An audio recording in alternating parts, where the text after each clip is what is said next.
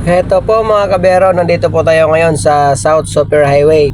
Northbound po tayo mga kabero, sa nasa parting Taguig na po tayo. At tayo naman po mga kabero ay pupunta sa Taft Avenue sa Pasay. At malalabas tayo sa EDSA. Kaya sa lahat ng mga taga South po dyan na pupunta dito sa Manila, panoorin nyo lang yung video natin. At yun, dire-diretso lang natin to mga kabero, itong South Super Highway. Baybayin lang naman po natin to. At fast forward na lang po natin mga kabero. At diretso lang naman po ito hanggang makarating po tayo dito sa toll gate. At ito po yung huling toll gate na madadaanan natin dito. At pagkalagpas po dito sa toll gate mga kabero, dire-diretsuhin lang din po natin to. At pag nakarating po tayo dyan sa Nichols, kung kayo po ipapunta sa Makati mga kabero, pwede na po kayo mag-exit dyan. At kung kayo po yung mga papunta ng BGC, doon po kayo mag-exit dito po sa Nichols mga kabero. Ganon din po yung mga papuntang airport, doon po kayo mag-exit. Tapos kayo doon. At tayo po ay dire-diretso pa rin po tayo kasi papunta po tayo sa Taft Avenue. At ngayon nandito na po tayo sa Osmeña Highway mga kabero. Dire-diretsuhin lang naman po natin ito. At baybayin lang din po natin. At pagdating po rito mga kabero, yung sa kanan po na yan po yung mga parang papuntang EDSA,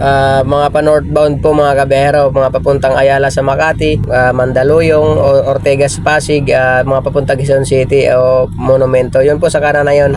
Tayo po ay mambabaybay o manggigilid lang po tayo rito. Then pagdating po dito mga kabero, yung padiretso na yan sa kanan, mga papunta rin po yan ng Manila, mga papuntang Sampaloc at mga papuntang Quirino. Tayo po ay kakaliwa na tayo rito pa EDSA. Tayo po ay papunta sa Taft Avenue mga kabero. At dire-diretsuhin lang din po natin to o baybayin lang din po natin to. At yun, kung gusto nyo po pumunta din sa Terminal 1 and 2, airport kayo, dyan po pwede po kayo dumaan dyan pag nandito na po kayo sa EDSA.